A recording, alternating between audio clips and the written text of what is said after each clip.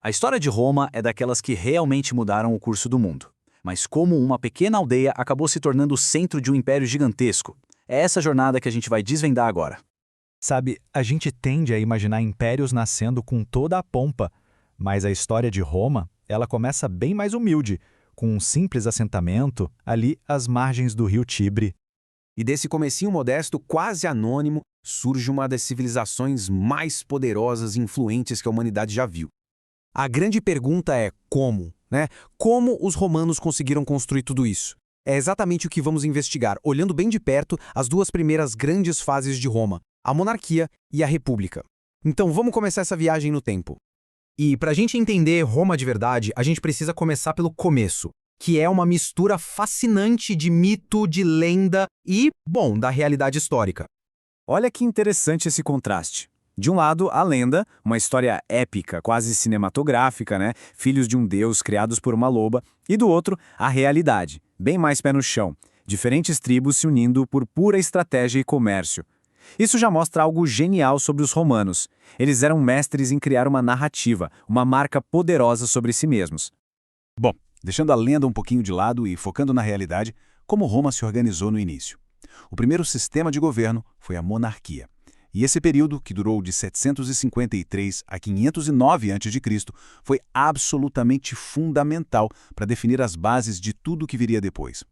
A sociedade romana, desde o comecinho, era super dividida, bem hierárquica. Lá no topo, a elite, os patrícios, que eram os donos das terras e do poder.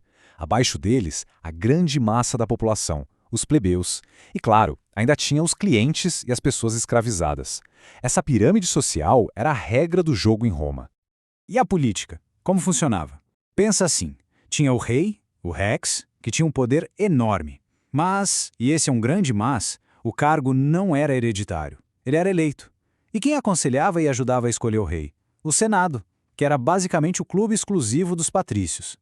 Só que, como muitas vezes aconteceu, essa concentração de poder acabou dando problema. E um problema sério. O último rei, um cara chamado Tarquínio, que ganhou o apelido de O Soberbo, resolveu governar na base da tirania, ignorando o Senado, as tradições, e aí a corda arrebentou. A reação foi forte. Em 509 a.C., os patrícios se cansaram, deram um basta, expulsaram o rei e criaram um sistema de governo totalmente novo. Eles chamaram de república, que vem de res publica, ou seja, a coisa pública. A solução deles para evitar um novo tirano foi dividir o poder. Em vez de um rei, agora seriam 2 cônsules, eleitos todo ano, e um podia vetar as decisões do outro. E o Senado? O Senado ficou mais poderoso do que nunca, se tornando o verdadeiro cérebro político de Roma. Para marcar essa nova era, eles criaram um lema, SPQR, Senatus Populusque Romanos, o Senado e o povo romano. A ideia era que agora o poder era compartilhado, pelo menos na teoria. Pois é, na teoria era a coisa pública. Mas pública para quem exatamente? Porque o rei foi embora, mas o poder continuou todo concentrado nas mãos daquela mesma elite, os patrícios. E os plebeus, que eram a esmagadora maioria, continuavam do lado de fora da festa. E esse desequilíbrio, essa injustiça, foi a faísca que acendeu um dos maiores e mais importantes conflitos internos da história romana, a famosa Luta das Ordens. E essa não foi uma briga rápida, não. Durou séculos. Os plebeus, que eram os soldados e os trabalhadores, ou seja, a base de Roma, começaram a usar o poder que tinham. Eles faziam greve, se recusavam a lutar e, com isso, foram arrancando conquistas. A criação dos tribunos da plebe, que podiam vetar leis contra eles, foi uma vitória gigantesca, assim como a publicação das leis das 12 tábuas, que tornou a lei pública e acessível a todos. O resultado de toda essa luta foi que a República foi obrigada a se transformar. Ela se tornou um Estado mais justo, mais representativo. A sociedade ficou mais equilibrada, embora, é importante dizer, ainda estivesse longe de ser igualitária. Ok, com a casa mais ou menos em ordem, Roma fez o quê? Virou sua atenção e sua incrível máquina de guerra para fora de suas fronteiras. E aí começa uma fase de expansão militar que é, sinceramente, de tirar o fôlego.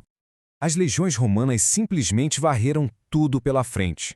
Primeiro conquistaram a Península Itálica, depois derrotaram sua grande rival, Cartago, e em pouco tempo dominavam todo o mar Mediterrâneo. Um império colossal estava nascendo. Mas todo esse sucesso veio com um preço. E um preço altíssimo. Pensa só. No final da República, a quantidade de pessoas escravizadas, a maioria prisioneiros de guerra, chegou a um número absurdo, talvez até 35% da população total. E o que acontece quando você tem essa avalanche de mão de obra escrava? O trabalhador livre, o plebeu, perde o emprego. O pequeno agricultor, que também é o soldado que está lutando nessas guerras, perde suas terras. A desigualdade social explode. E para piorar tudo, surgem generais superpoderosos, mais leais aos seus soldados do que a Roma. A receita do desastre estava pronta. E o resultado foi um século de guerras civis terríveis que, no fim, destruíram a própria República. E a história da ascensão e da queda da República Romana nos deixa com essa pergunta. Uma pergunta que ecoa até hoje. Será que a desigualdade extrema, mesmo no auge do poder, é uma ameaça capaz de destruir até mesmo os estados mais fortes? É algo para se pensar.